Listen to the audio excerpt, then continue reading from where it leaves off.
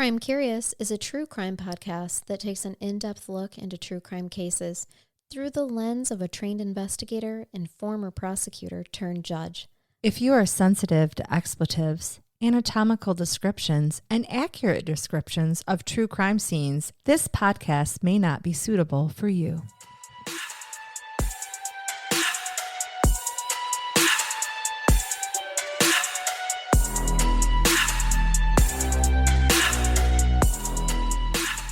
Welcome to Crime Curious. I'm Charnell. And I'm Megan. And we are going to jump in. I'm bringing you an old-timey case today. I'm shaking. Let's shake our grease. The Greek is shaking. I've got the raccoon penis bones. And I have the kangaroo sack. Filled with crystal penises. And we know this brings us good luck, people, because it does. Boy, we have forgot it before and it's went wrong. Everything has went wrong. It went south. It or did. Sideways. Whichever direction you want it to go that's bad, it went there. It went there, for sure. All right, I am going to tell you about the 1922 case today. Old timey. Oh, yeah. I'm so happy. Unfortunately, it is a murder. Oh. Okay. But it's easier when it happened 100 years ago. You've desensitized 100 years. 1922, people, was 100 years ago. Son of a bitch, Yep, it was. We're fucking old. Congratulations. This is the murder of Jennie Becker. Okay. I'll tell you about it. So we know that Jennie was born in 1893. Not the exact day, but she was the daughter of Abraham Karbritz, born in Russia, and Rosina Karbritz of Stepney, London. Now, I did see her name, her mother's name, as Rona, I believe, but I really think it's just like the American transition or translation or something like that. So I'm going with Rosina. But so is she English and he's Russian? Yes. Her parents? Yep. Okay. Yep. They ended up coming to New York. All right. Her parents did. But they had Jennie first before they came that. Now, forgive me. It's an old timey case. So finding information. I mean, I literally had to go to Find a Grave Memorials. I love that site. To get information too. So, but Jennie immigrated here with her parents. She did. And when she did, she married a man named Abraham Becker, or Abe, as he was known and is what I'm going to more than likely keep calling him the remaining of this. Abe was actually born in 1889 in Russia. So he's Russian. He's immigrant also. Mm-hmm. Yep. The couple had 4 children together. They had Harry, who was 8, Alexander, who was 9, and twins Cecilia and Sarah. I don't have ages on them. Oh, we don't know whether they're older or younger. They were younger. Okay. But I don't have their actual ages. Jennie was a Nope. Let's try that devout? Again. She was a devout mother and wife, as we're going to see. She was a super hardworking stay-at-home mom to their 4 children and was said to have fiercely loved her children. Her children were, as I mentioned, they're very small at this time, and there's 4 of them. That 9 is and a under. lot of work. Mm-hmm. Harry was born in 1914, so he was 8 years old when this case takes place in 1922. And Alexander was born in 1913 and was 9. And like I said, I tried really hard to find the other ages and just couldn't. But they're twin girls. They are twin girls. Yes, we do know that. We also know that on April 6th, Jennie and her husband, Abraham Becker, had attended a party together. Things were described as being very typical and very normal for the party. Everyone is doing the 1922 party things, and nothing out of the ordinary happened. I picture her with a headband with a feather sticking out of it, and she's excited for a night out with the hubby. Yeah. And then on April 7th, Abe starts telling his friends and family that Jennie left him for another man. Like out of the blue? Out of the blue. Oh, Abraham. She left her husband, her kids. Who she loved more than anything. Yes. And was very, very bonded to. Men have been known to do weirder things, but I'm not buying it, Abe. Nope. And she did this for a mystery man that no one had ever seen or knew of. Well, maybe she met him at the party. They stole a quiet glance in the corner while drinking some absinthe, and she fell in love and ran away. All of a sudden. I solved the case. And similarly, 4 minutes in, we can shut it off now, too. You're welcome. Goodbye. This is the shortest podcast ever created. Yep.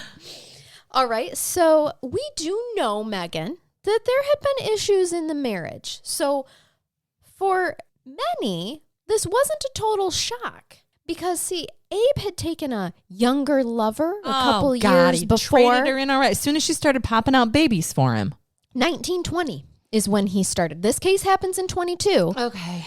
1920, he lays eyes on none other than Anna Elias. She was 22 at the time.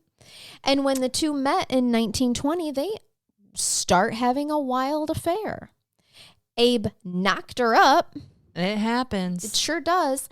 And left Jennie for his younger baby mama.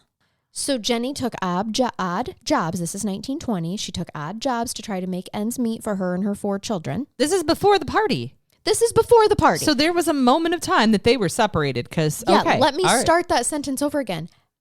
People weren't surprised because there were issues in the marriage because 2 years prior, he Abe left her. Literally took a much younger girlfriend, got her pregnant, and left her and the 4 kids.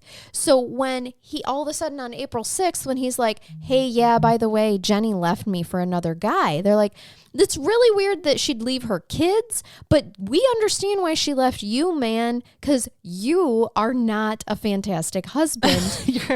I think he smells too. I don't know. You're just going to throw it out there because he must. I have no concrete evidence to say that, but he just smells like desperation and a man who's trying to cling to his younger years by taking a much younger girlfriend. Okay. All right. So he knocks this girlfriend up and Jennie's like, fine, whatever, get the fuck out. I'm going to raise these 4 kids. I'm going to take these odd jobs to make ends meet. Well, meanwhile, Anna is a little bit bent out of shape. Okay, because the girlfriend, Anna, because she gave the egg away before the ring and now she wants to get married. But he's married to someone else. But Anna doesn't know that. Anna. Yeah. Anna's not a bad girl. She's a victim. Anna's naive. And but she know. didn't realize he had a whole other life and has a wife and 4 kids. Right. And now Anna has a baby with Abe too. So she's the other woman baby mama. Put a ring on it. Yes. But New York 1920, man, you can only have one wife. Well, I mean, it's still the same way now. Sure is. No matter where you are in time frames in New York. Right. Just keep reiterating to everybody so we remember the times. All right. So Abe is like, listen, I can't actually put a ring on it because I'm actually a married father of 4, not the single loving man that I led you to think I was. I'm sure those were his words. I'm sure because Abe's a stand-up guy.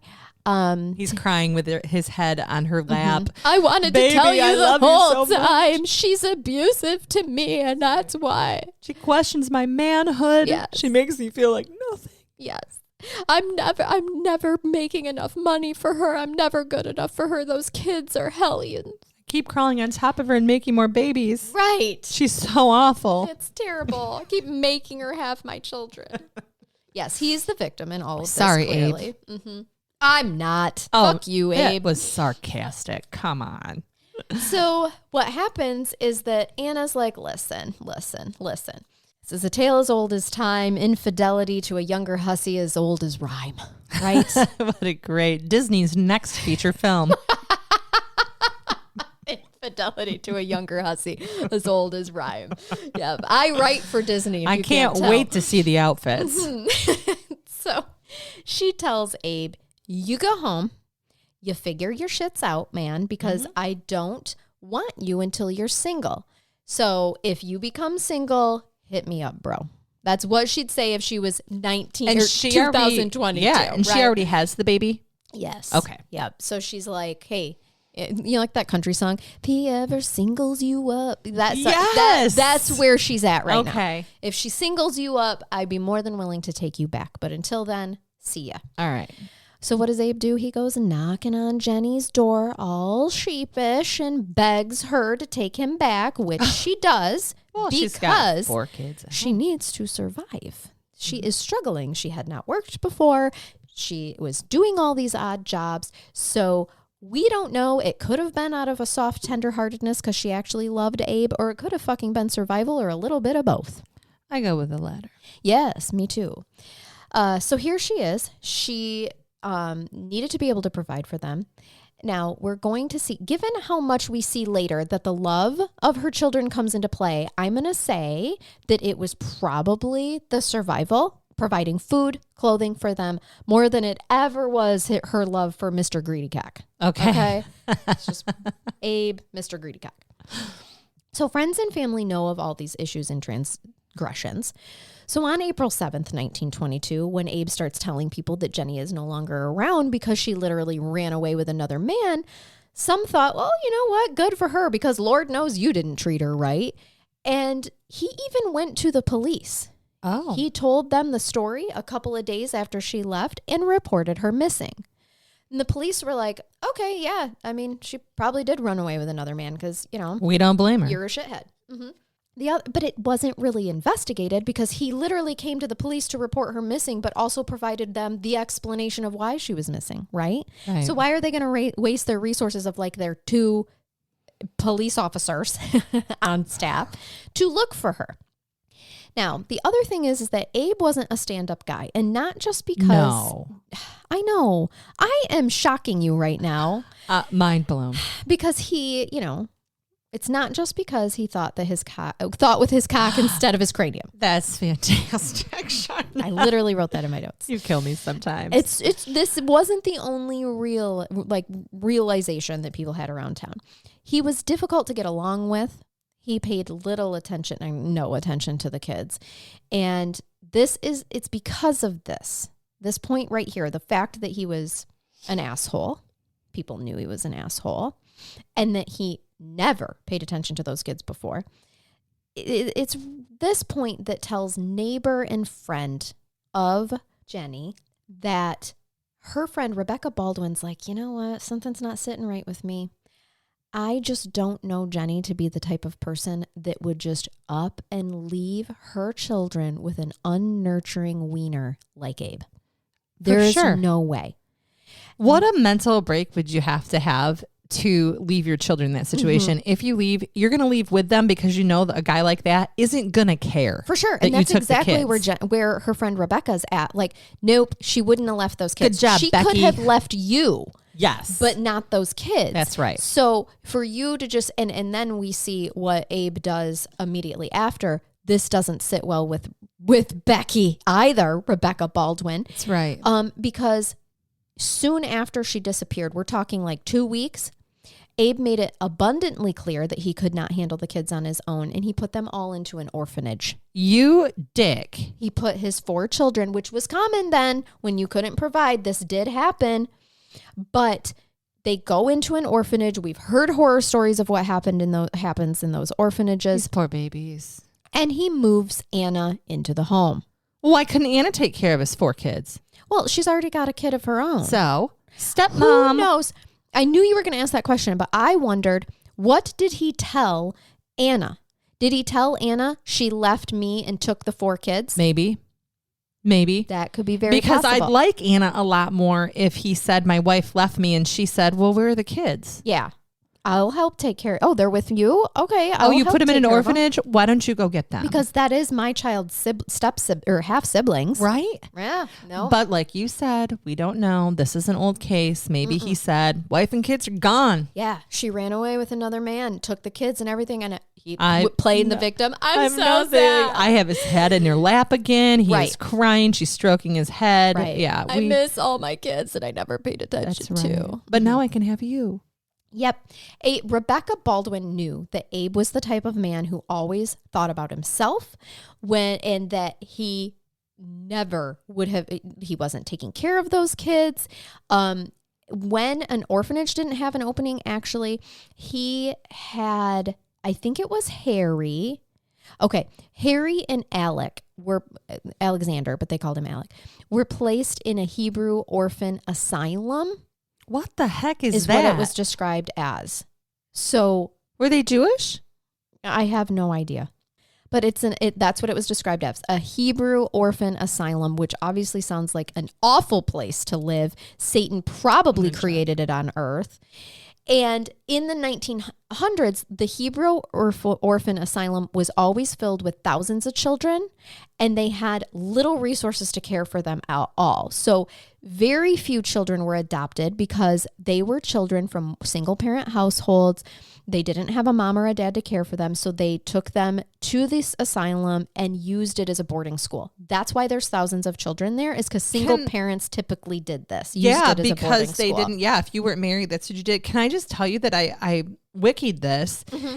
And just so you know, it was a Jewish orphanage in New York City. It was founded in 1860 by the Hebrew Benevolent Society. It didn't close until 1941 after pedagogical research concluded that children thrive better in foster care or small group homes than large institutions. And I didn't see anything terrible come up with this, but just so that people knew that's what this was. Yep. So I don't know that you had to be Jewish to leave your kids there, because it sounds like this was the solution for single parents at that time. Yeah, it was created. It was in the Hebrew Benevolent Society. Yeah. I mean, that's amazing. Interesting. Yeah. So here Rebecca Baldwin is refusing to accept that Jennie would ever leave her children with their father. Yeah.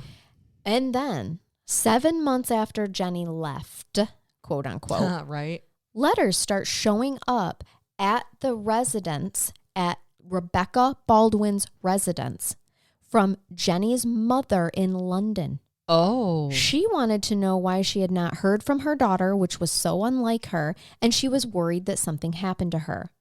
So this bothered Rebecca too, because she knew that Jennie would have at least let her mother know that she was okay and stayed in touch with her. If she had ran away with another man and abandoned her children, that's one thing, but there's no reason for her to not stay in touch with her mom like she always has. So the problem for Rebecca is that it's 1922. So men.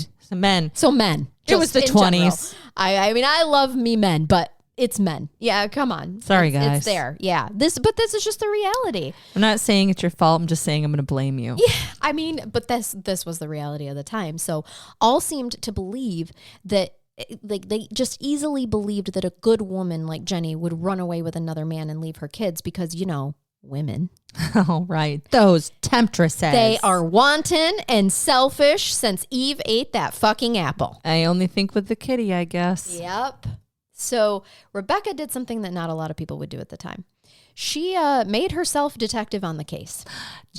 She is not giving up. Sherlock Becky. Yes. And I know I've created a lot of friendships with this podcast that I think if I mysteriously disappeared, people would wreak havoc. Matt would never get away with killing me. Never. Because people know I would never abandon my children. I've made it publicly clear. No, but your dogs might help him cover it up. My dogs are in on it. They are. I think, look how cute and innocent. They love me, but they love him more. So their loyalties, I know where they lie. I know. It's obvious. I'm sorry. I know. So shortly after Jennie was reported missing, Rebecca began talking to friends and neighbors about what they knew of the situation. She took meticulous notes. Everyone's statements, word for word. She's taking statements and everything. Yes, she is, because no one else is going to investigate this. The men on the police force believe this husband that, oh, my wife left me and the 4 kids for another man. And they're like, yeah, you've been a dick around town. You knocked up your mistress. We see why. Oh, my God. Right. So she asked how they came to know that Jennie had left Abe, and they all had the same answer. Like, how did you find out that Jennie left Abe? And they're all like, exactly. Abe told me. So she's like, okay, how did he tell you? And it's these facts that didn't make any sense to Rebecca. Detective Becky. I love Detective Becky. Becky P.I. Yes. Some of the neighbors said that Abe said to them that Jennie had left with another man at the April 6th party. Others stated that it was after the party that Abe said she had left. He didn't keep his stories straight. Fucking Abe. Nope, he sure can't. Others who spoke to Abe on the morning of the 7th state that Abe literally claimed he got rid of his wife. Literally, he was passing a man on the street, like hollering to him from across the street. Like, I got rid of my wife. Top of the morning to you. It's going to be a great day. I got rid of my wife. Rebecca's like, yeah, that's interesting. You changed your story with many different people, and you're literally tipping your hat. Like, and then his further explanation. You made a statement against party interest. Mm-hmm. Rebecca knew that Jennie was a devout mother. There were times in the past when Abe would have mishandled the family's finances or wasn't there altogether. It's hard to support two families at one time that don't know about each other. He discovered that. Yep. They had no money or food.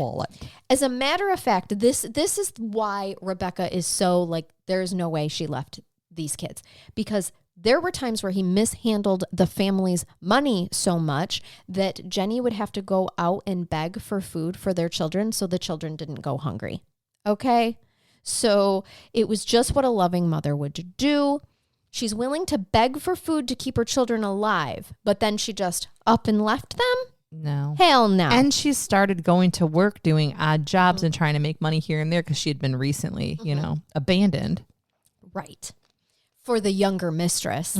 Fucking men. God dang it with that younger girl shit. If you were going to leave your kids at any point in time, wouldn't assuming she didn't care for them at all, wouldn't you have done it after a man just left you? Wouldn't you have said, okay, we're destitute, I have nothing left, my kids would be better off in an orphanage, and I'm going to go take off and live the high life? Yeah, That's when it should have or would have happened. Not then take him back. Yeah. No.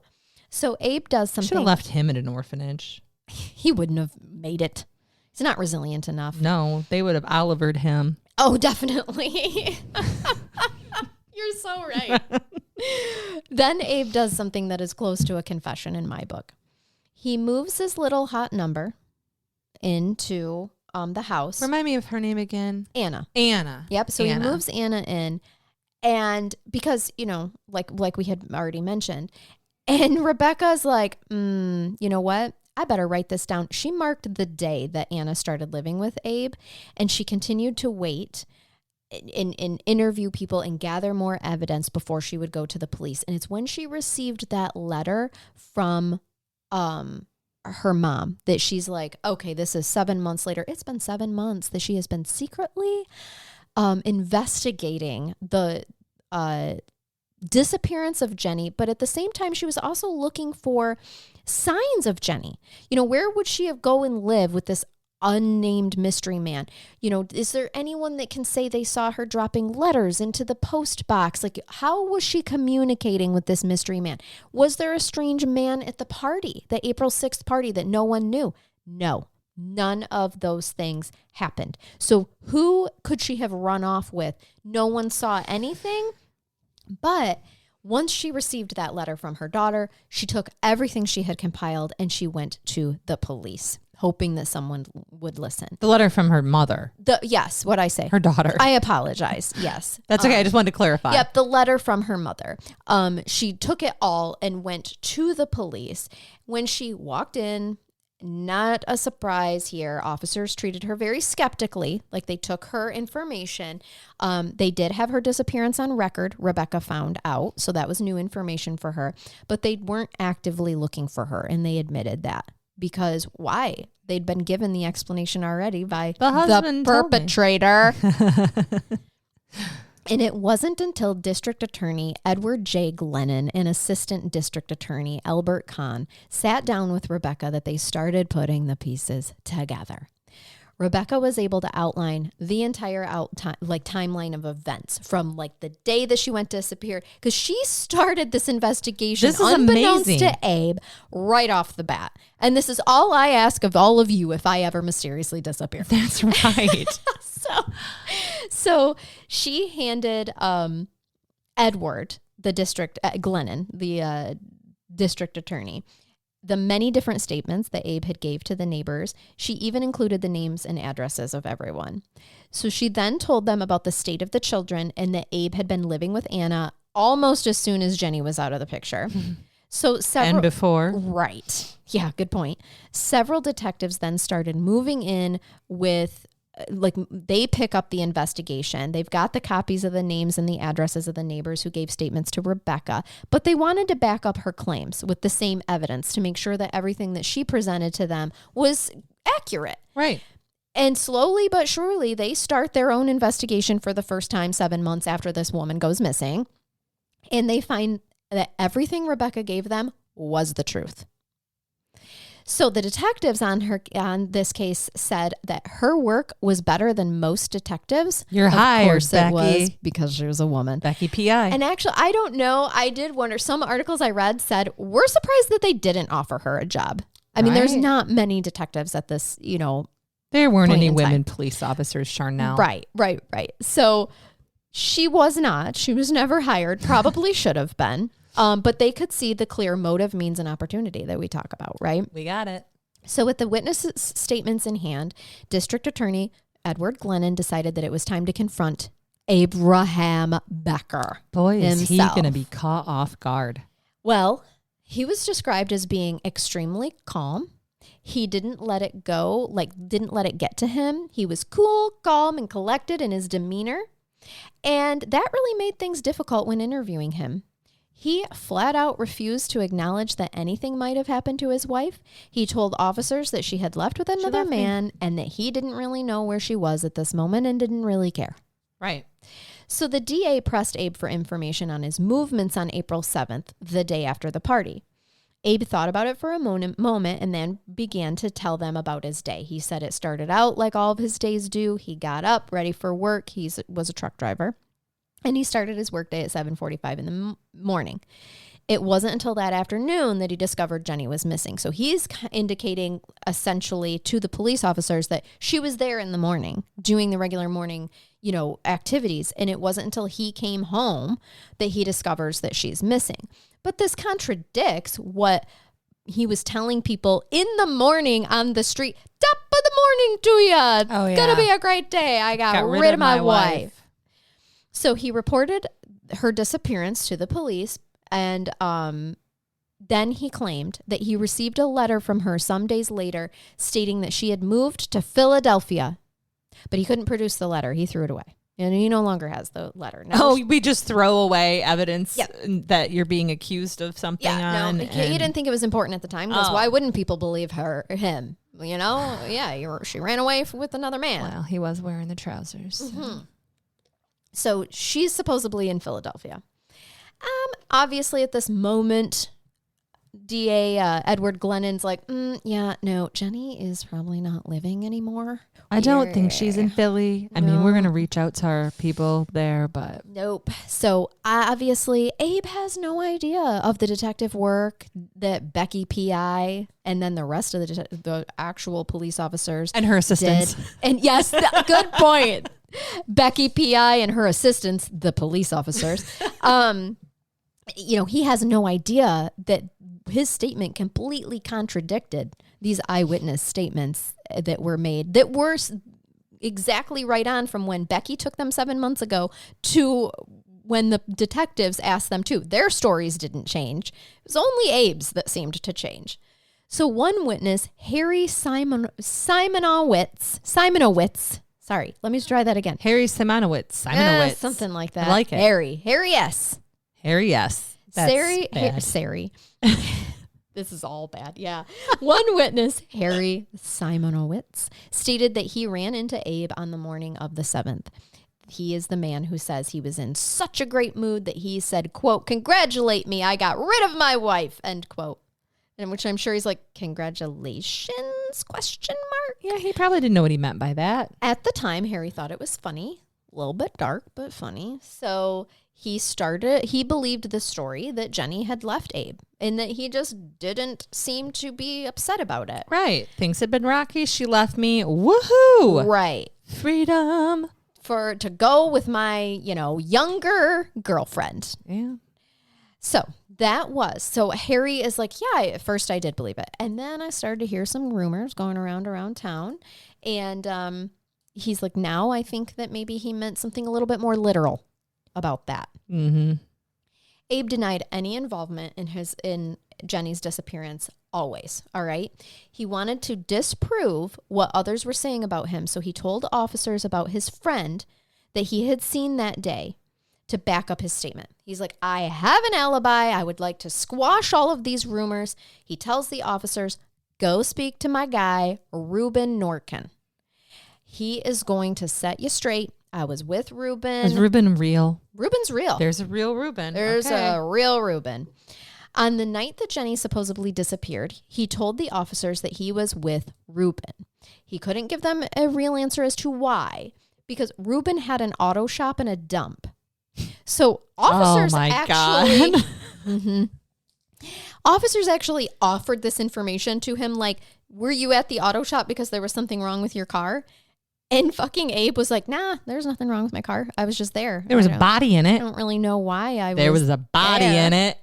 So they're like, okay. Now, a good criminal would have been like, I was having Ruben fix my car, and that's why I was there, and that's why he sees me. But not this guy. No. This guy's just like, nope, nothing wrong with my car. I was just there, and I don't know why I was there. I was just chatting with Ruben.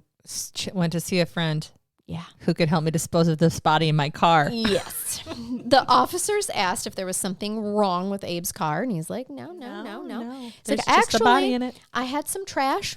Oh, fuck. So I was just taking my trash to Ruben's dump. Yeah. I do this regularly. The town does this regularly. Okay. He owns an auto shop and a dump. Fair enough, honey. So they're like, okay, we're going to hold you on suspicion. And they brought him in front of a judge who assigned a $10,000 bail and then locked him up in the Bronx County Jail. All right. So he's behind bars while they keep investigating. The most interesting thing is that there were a few guards that patrolled the corridor of this part of the jail. All right. And what I mean by a few is, there's not enough. Okay. There's not enough guards in this corridor in the Bronx County Jail. And the inmates know that. So they talk freely about their crimes because there's not really anybody there to hear them. Yeah. All right. It's big jail. Jailhouse talk happens, Charnell. Yep. And when Abe was placed in his cell, he was pestered by his inmate. What'd you do? Yeah. What'd you do? He wants to know. It's like, why are you here? Abe tells the other inmates that they were looking for his wife. And then they asked what happened to her. And he kind of like slides away from this a little bit. And he's like, I don't know. She ran away with another guy and now they think I did it. I don't know. But then he hears the other inmates talking openly and freely about their crimes. And they explain the guards are never in this corridor. So we just talk as we want to. So finally he speaks up when asked again what happened to his wife. You big dummy. He says, quote, the police will never find her. I hid her away and they won't be able to find her. End quote. Oh, the things we do to fit in different societies and cultures. Even when you're just in that environment for a minute, he moment. wanted to tell someone. So bad. He needed a therapist So and bad. he found it. He did in his jailhouse inmates. Abe then asked if you were in here, how do you get a message out? And they're like, oh, well, who do you need to contact? He's like, I need to contact my friend Ruben Nortkin. I need to get a message to him. Ruben, I need you to vouch for me. Yes, that I was there on this night. Yep. Just to talk. The inmates were like, okay, but who's Ruben? Ruben. Abe stopped talking and they didn't tell him how to contact his friend. Here's the problem that Abe doesn't realize is that every inmate in his cell were undercover police officers. All of them? All of them. There wasn't an actual real inmate in there What at all. a beautiful setup. Yes. So they went undercover thinking that Abe would do something stupid and talk freely. Is stupid. Yep. About his involvement. So they also had a stenographer in the cell next to him taking down his statement word for word. I love this. Yes. So now they know that Ruben Nortkin is someone they absolutely need to interrogate, right? Yeah. And that he knows where a body is. Yes, exactly. And they kind of thought that visit that they had with him, or that he had with him, meaning Ruben had with Abe. Yep. Was probably the key to, and Ruben's shop was probably the key to where we're going to find Jenny. So they're dispatched, the officers are dispatched to Ruben Nortkin's shop. Damn, what is my deal? I can't read. They brought him in for questioning without resistance. Ruben's like, sure. He was kind of like Abe, just cool, calm, and collected. They get him to the station. Detective James McCartan thought that Ruben's demeanor was all an act. So all day and all night they questioned him. They did feed him while they were doing that. Oh, that was nice of them. Yeah, but they wanted to know what he knew about Jenny and Abe. Now, at first he acted indifferent, and he was like, why do I care what happened to her? If Abe killed her, what does it have to do with me? But as the hours went by, Ruben slowly started saying more and more. He still denied having anything to do with Jenny's disappearance, but he did let on that, if you're looking for her, you maybe could start digging in the dump around my shop. Just saying. So, I'm not saying I know anything, but if I had been Abe and I was trying to dispose of something, there is a dump around my place. Yes. Perhaps I would have done it around the dump around my place. Yep. It was good advice, really. Yeah, right away, Detective James McCartan's like, cool, let's go to your shop. And they walk out into the dump, and several other officers show up as well. And, this is old school, Megan, because it's 1922. So they show up with the shovels. They're digging with shovels and everything. Yep. And, of course, the detective is like, okay, Reuben, where do we dig? So he looks around. He takes them to a spot. They start digging. I'm thinking maybe here. The officer is like, you know what? This doesn't seem right, Reuben, because you see, the ground should be disturbed. This is hard-packed ground. It's been 7 months, granted.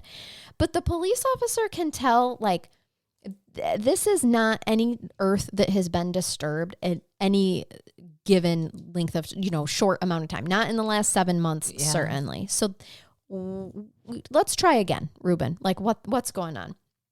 So the detective began to walk around the dump and nearer still to the sidewalk and the building. All right. So he's not going out back to where the dump is. He's now walking towards the building, and he's probing the ground with a stick to see how soft it was. When the stick went in quite a bit and was met with a little bit of trouble, the detective looked to Reuben before he could even ask if this is where the spot was. He saw the look on Reuben's face. He was pale and looked horrified. So they didn't need to ask him any more questions. They just began digging down. It's one of those situations where the face tells it all. Yep. And it did. Reuben's ugly mug told them everything. As time went on, more and more people are gathering around the sidewalk to see what's happening, because this is a local shop, and they're between the sidewalk and the building. I don't feel like anybody's going to bring their car into Reuben anytime soon. No, they're not going to get the opportunity to. But also now newspaper men are tipped off to the story, right? They're snapping pictures as they dig deeper and deeper. Hours later, this is before controlled crime scenes. So hours later, they had reached nearly 7 feet into the earth, and they move out several large rocks from a pit. It was then that they find a badly decomposed body. So Detective James McCartan believed that they had found poor Jennie right away, but and they had got this far. He wasn't quitting. Now, at this point in time, now we need somebody to identify the body. Okay. And the main questions are, was this Jennie? How did Reuben Norkin know? What's his involvement? How'd he know that this is where she was buried? He gave him a spot to bury her. The detectives still haven't interviewed Anna Ellis at this time. So does she know more than what she is letting on? It was discovered later that she did not. She didn't even know the man was married with 4 kids. She certainly didn't know that he murdered his wife. I don't feel like Anna asked as many questions as she should have, however. Correct. She was not screening her potential mates very heavily. Well. Mm-hmm. So Jennie's body was found in an old boiler vault that boiler vault was actually there from a business that previously used to be on that property. All right. But there was also rocks and trash thrown on top of her body, which is just so disrespectful. Yeah, but he's trying to get rid of her. And so she fits in a boiler vat. He throws that in the 7-foot hole and then puts rocks and shit on top of it. He also covered her in limestone, which is thought to have quickened decomp and mask odor. Oh. But instead, as it often does, it preserves the body instead. So it's a common misconception that limestone, in some environments, limestone absolutely will increase decomposition, but not in this environment. So it actually preserved her really well. She had been there for, about 7 months. Reporters start taking photos immediately in the huge crowd. They take her to the morgue, and detectives start to question Abraham and tell them that they found a body. He continues to say it's not his wife. His wife left him for another man. So they're like, we're going to bring you in. We would like you to identify your wife's body. Oh, I like that. So she was laying on the table, and of course her features are not as recognizable because of decomposition, but her clothing was super preserved. So when he looked at the body, he told police that it could not be his wife because his wife was much larger and he had never seen her wear clothing like that. And his wife had perfect teeth and this particular person did not. Detectives were not convinced. They remove Abe from the room. And guess who they bring in the morgue to double check what Abe was saying, against what Abe was saying? Becky P.I. Of course they do. I love Becky. Best detective in town, Rebecca Baldwin. Now, she was meticulous and did identify this body as Jennie by her features and clothing. They also brought in other people who had frequent contact with Jennie, who could also confirm that they had seen Jennie in these clothes many times. Now, remember, this is a poor family. They did not have, clothing was not as accessible as it is today. No, you wore the same thing every couple days or so. You might have a day dress, outfits an evening at most. Dress. Yeah. Yep. So, yes, there were many other people. And I feel bad for everybody who had to traumatize themselves by looking at this Jennie in this state. Yeah. Right? Just to identify, yes, we have seen her in this clothing many times. So Reuben and Abe are arrested, and the body was on his property, and there is other girls in the area that had went missing. So of course the town is like, was Reuben somehow responsible for the disappearance of these serial killer? Other girls? Right. Like, what is going on? The community is outraged. They wanted the police to dig up all of Reuben's property. Now, the police did too, but they didn't have the manpower to make this happen. We only have shovels, how are we going to do this? The city actually funded some digging to happen and people. They got people together, they were digging, but no other bodies were ever found on that property. Okay. This really was a case of, I killed my wife and I need you to help me hide the body. Mm-hmm. So that's at least something. Then, in fun fact, back in the day, I wonder if he was an accessory after the fact. This is for his charge. I think I get to it actually. Okay. Sorry, I wrote these notes like 4 weeks ago, but no worries. This is odd. The other case we recorded today, everything happened on December 1st, 1922. Is it again? It's December 1st again. Oh my December God. 1st, 1922 was when they were arrested. Okay. Isn't that crazy? That was 3 days ago. I know. Oh God, 100 years and 3 days ago. To this day, they were arrested, and they were questioned more heavily. I mean, now they've got this body and they have better questions to ask and whatnot. After Reuben spent a night in jail, he decided to take this whole thing just a little bit more seriously, and he was ready to talk to the DA. Oh, they didn't have to bring in fake cops this time? Nope. Can I just say for a minute that this I keep picturing in my head, Abe telling this jailhouse story and then watching every single prisoner walk out of the cell and say, "Thanks, man." Right. As they go back to their desks and put their uniforms on. Right, and he's that's just all I'm picturing alone. him going, oh no, fuck. that's not. You guys lied to me. The police can't lie to me. Right. Yes, exactly.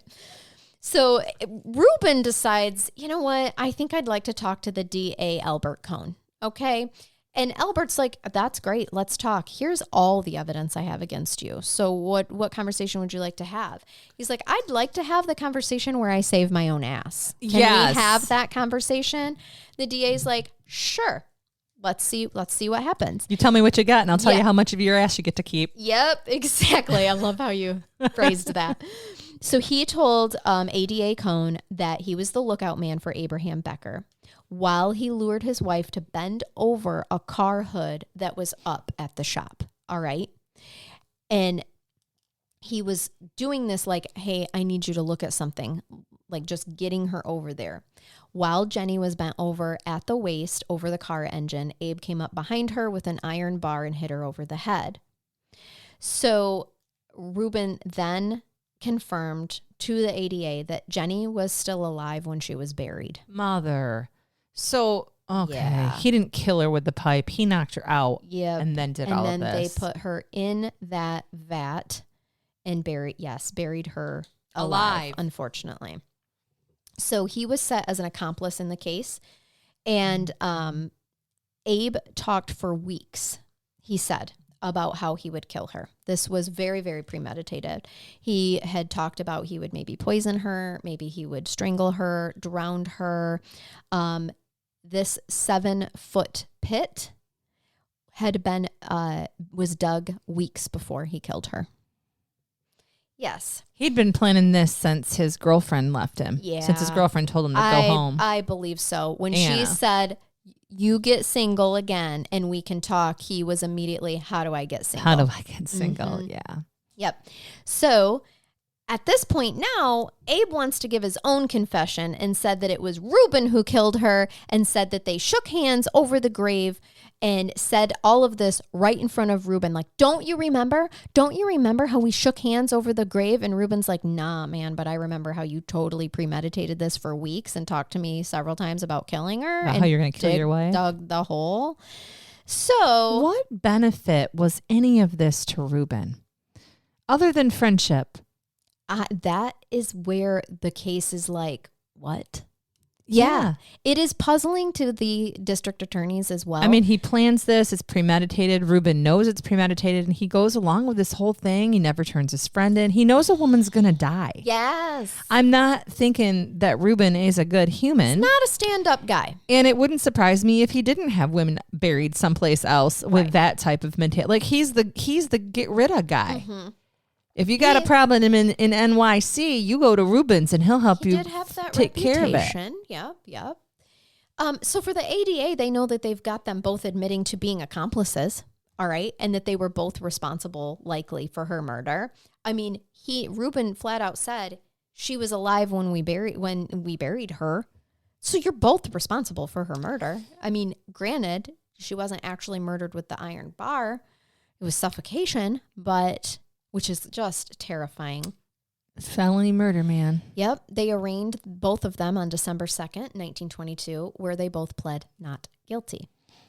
The judge decided that Abe would be tried quickly, starting the following Monday, December 7th, 1922. You get your speedy trial. Mm-hmm. And then Reuben would be tried separately since they were both accusing each other.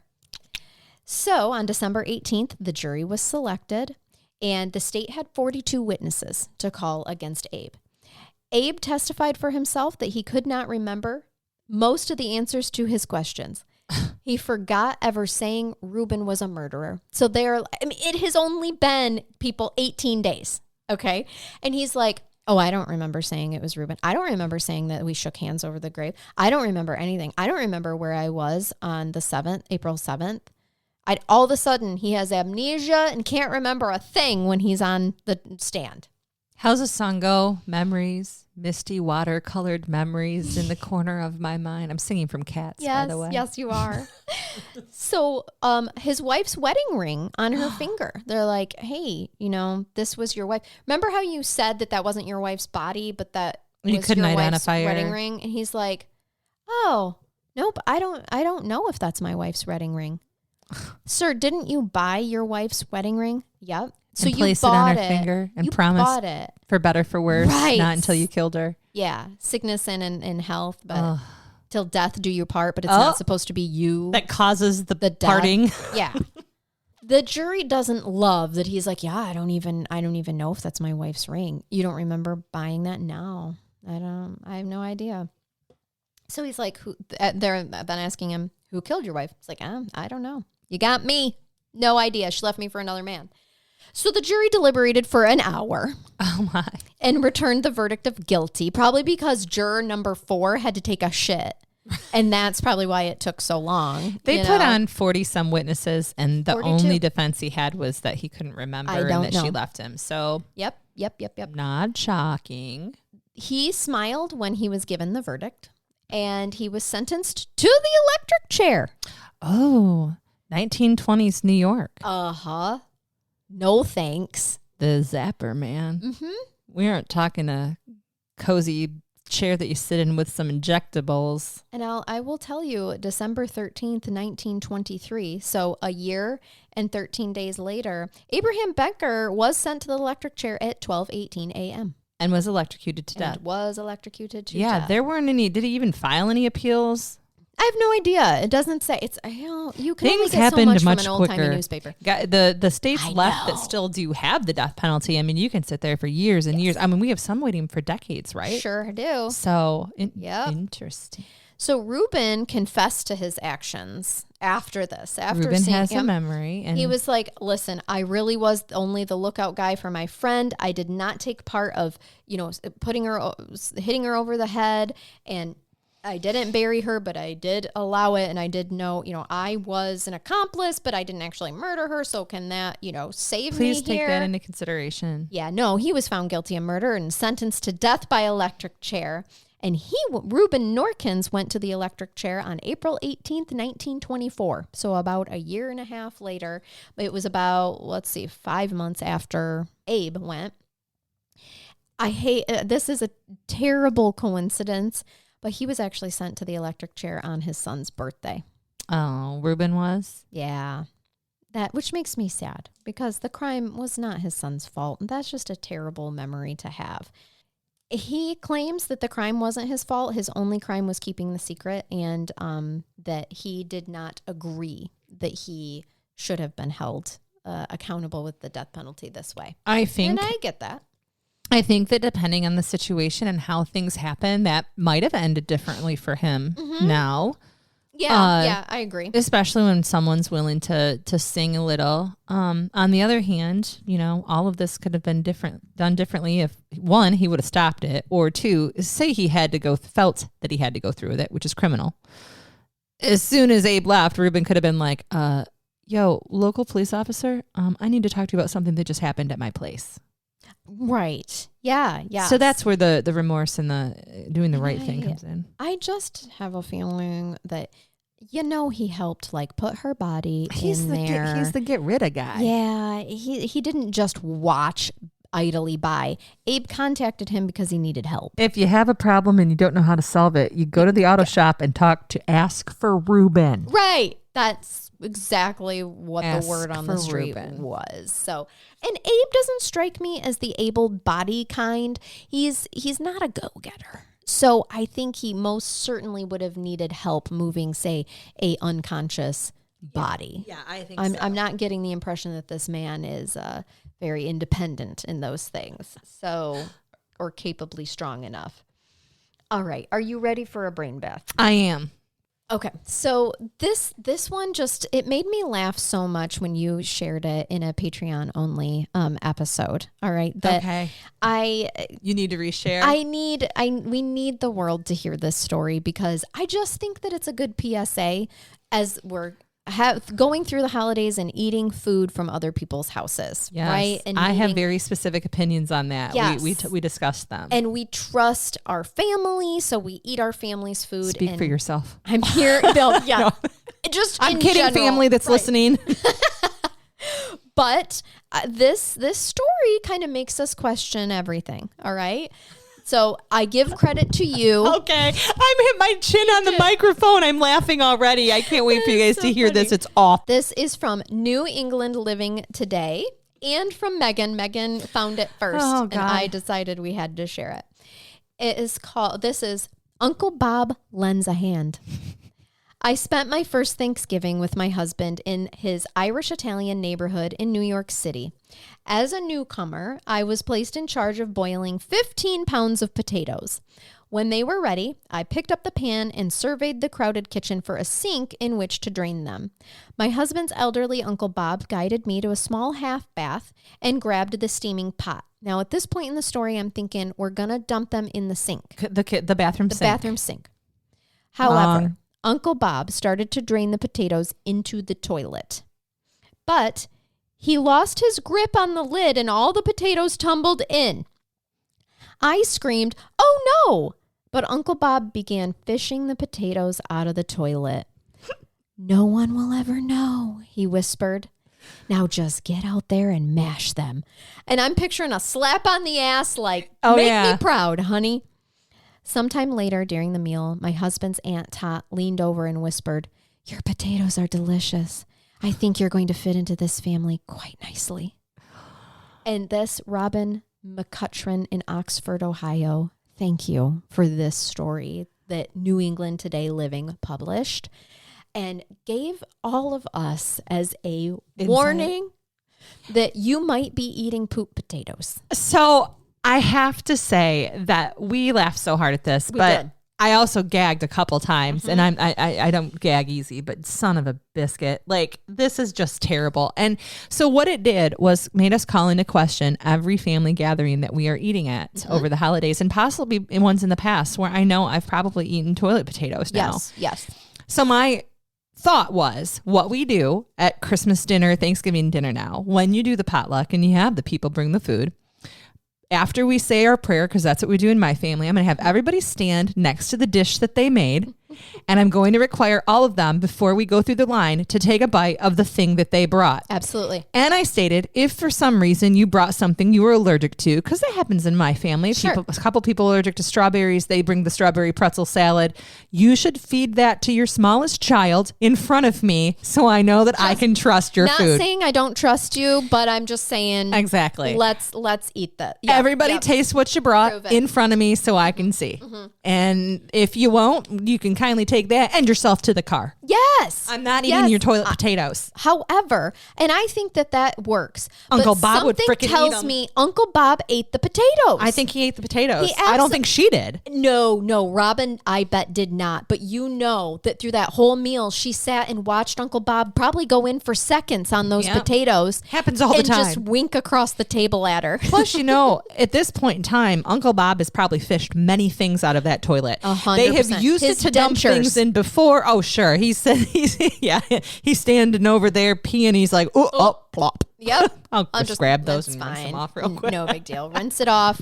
Life goes on. Rinse the potatoes and mash them. But why didn't we use the sink? That's my question. I don't know. Why, Uncle Bob? Was did it we one of go those to half the baths toilet? that has like the super tiny little sink on the wall? Probably, but a cauldron could still fit in there for you to matter. drain. And Uncle Bob, they obviously we're not using a strainer. I've never drained anything into the toilet. Me neither. Now my grandma, my own bodily fluids. Maybe that's it. Maybe it's you're born in the 1930s thing. But I remember my grandma would sometimes dispose of something in the toilet. Sure. Like some grease, which is probably terrible for the plumbing. But she'd just go dump it in the toilet or whatever. She never said, "Hey, take these potatoes, drain them over the toilet, and bring them back," because that's putting a lot of trust into a 10-year-old. Definitely. Or Uncle Bob. Uncle Bob. Yes. And I'm just thinking this poor Robin, Robin is probably sitting around watching everybody eating those potatoes just going, yeah, I couldn't have done it. And would you have at least whispered, because she was an in-law, would you have at least whispered to your husband, just don't ask, but don't eat the potatoes? Yes, I will tell you later, but do not. I would like to kiss your mouth later, and please don't eat those potatoes. Yeah. I'd like to continue to kiss you in the future. I like to think that had I been in that situation, I would have said, absolutely not, Bob. We will make more potatoes, Bob. Correct. Or it's just a starch-free Thanksgiving this year. Right. Thanks. That's okay. I would have come out and said, everybody, hey, we're not having potatoes. We accidentally dumped them in the toilet. And that's when mishap. Aunt Karen goes, Bob and I do that all the time. I'll eat them. I'll eat the potatoes. Like, toilet poop potatoes are my favorite. That is actually the clean toilet that we only use for food. Okay. So that one's safe. That's the draining. Not to worry. You could grab a spoon and make soup in that toilet. Yes. That's what happens when the environmental health inspections come. They're like, "Where's your hand washing sink? Where is your food washing toilet?" Right. Yeah. Exactly. That's how that it was goes. like a bidet. Mm-hmm. Right. So for your food. All right. Well, y'all enjoy, and I hope none of you are eating mashed potatoes tonight for dinner. No kidding. And maybe this taught you something. I will say we recorded that episode for the Patreons before Thanksgiving. And so at Thanksgiving, I did tell my family the poop potato story. And literally my nephew goes, I didn't need to know that as I'm about to enjoy these potatoes. Right. Like, I'm sure Grandma did not put your potatoes in the toilet. No. I didn't let him know that I actually helped make the potatoes. That's funny. I was like, I'm pretty sure that Grandpa and Grandma wouldn't do that to you. You know what would have been even funnier if you would have been like, I'm just not hungry for these, and continue to eat everything else on your plate but the potato. You know, I would, but I'm such a fucking potato lover. Oh, they're the perfect food. I can give up a lot of things and most carbs, but it's not the potatoes. Potatoes. I'm not. No, my Don't Thanksgiving ask me to plate give up is a potatoes. big plate of mashed potatoes with things around it on the sides. Yes. Yep. Mine too. And things piled on top of it even. Yes. I hit the my noodles. chin again. You did. I'm so excited and animated right now. I'm going to knock a tooth out. And now I want potatoes. Me too, I'm All hungry. right. Well, thanks, guys. Follow us on social media. Reach out to us on there. We do respond. And what else? What am I missing? Oh, Patreon. If you want to hear exclusive content like this for the Patreons, then head over to patreon.com/crime curious or click the link that's in the show notes. And until next time, everybody, keep it curious, and we'll talk to you later. Bye-bye. Bye-bye.